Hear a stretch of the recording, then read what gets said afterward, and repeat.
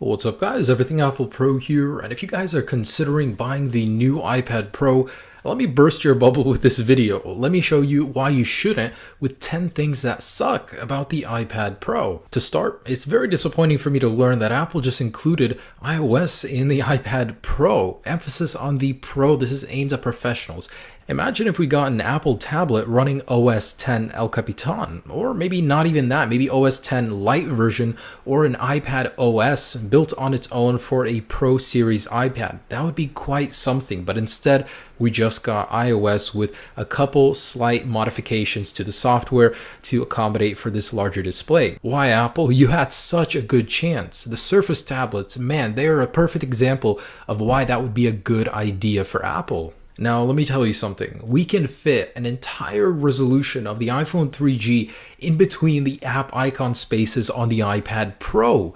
What is this? We have a 12.9-inch beautiful Retina display, yet we still have 4x5 icons on the iPad Pro. That is just a terrible optimization of the space we have. I mean, this could be fixed in the future. Apple's already done something about the space with folders. We now have 4x4 icons with iOS 9, but come on, Apple. We've got a huge iPad here. We could definitely fit more icons on one display, yet you still give us 5x4 icons. All right, well, that doesn't make much sense. Hopefully that will be fixed in the future. Right now, to me, it just blows my mind. Now, Apple is notorious for this. They leave out features from the first generation in order to sell more of the second. 3D Touch wasn't included in the iPad Pro. Imagine what could have been possible on a professional scale with 3D Touch. I mean, with the Apple Pencil, 3D Touch could have been somewhat possible, yet even that wasn't an option for the iPad Pro. Now, with a name like iPad Pro, you'd expect to find a lot of custom-tailored professional apps, maybe even ported from OS X over to the iPad Pro. Well,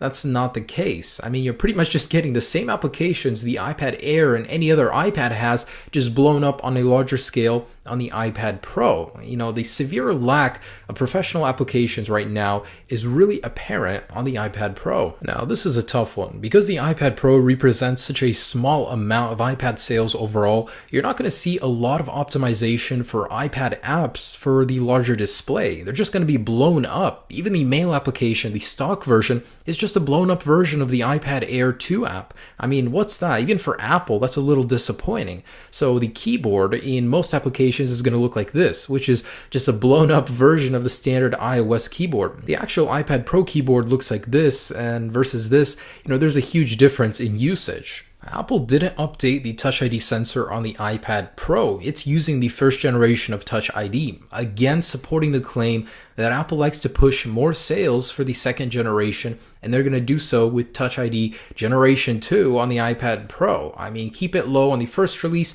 update those little things on the second release to push more sales. Disappointing to say the least. For a Pro iPad with such a steep price tag, at least keep the camera on par with the 6S, but nope, last generation camera, 8 megapixels, 2.4 aperture, making this thing extremely noisy. No 4K video, just 1080p at 30 frames per second. Definitely not what I was expecting for a Pro iPad. Front-facing camera, even worse, 720p and a 1.2 megapixel sensor. That's just awful, unacceptable, and awful. The iPad Pro is expensive. Now hear me out, of course we know what we're getting into, but I like to compare. When you compare an iPad Pro with a comparable entry-level MacBook, you actually get roughly the same price point. Now, the iPad Pro needs accessories to be completely usable the way Apple wants it to be used. So, considering that you get the Apple keyboard case and Apple Pencil, it comes out to roughly about the same price with a 128GB option. Now, that's not even including AppleCare or the LTE option, just the iPad in 128GB and the accessories, to use it the way Apple wants you to use it. So, you can either get a MacBook that can run fully fledged OS X applications, or you can get a glorified iPad Air 2, a larger display, better speakers, better speed, and that Apple stylus. And that ties in with my 9th point, is that the accessories are overpriced and they are somewhat required in order to use the iPad to its full potential. Otherwise, you've just got an iPad Air 2 with a larger display. So those accessories, $169 for the keyboard case, $99 for the Apple stylus, man, that's like $270, about $300 with tax. I've already made this point, but I wanted to say that this thing, to me, doesn't appeal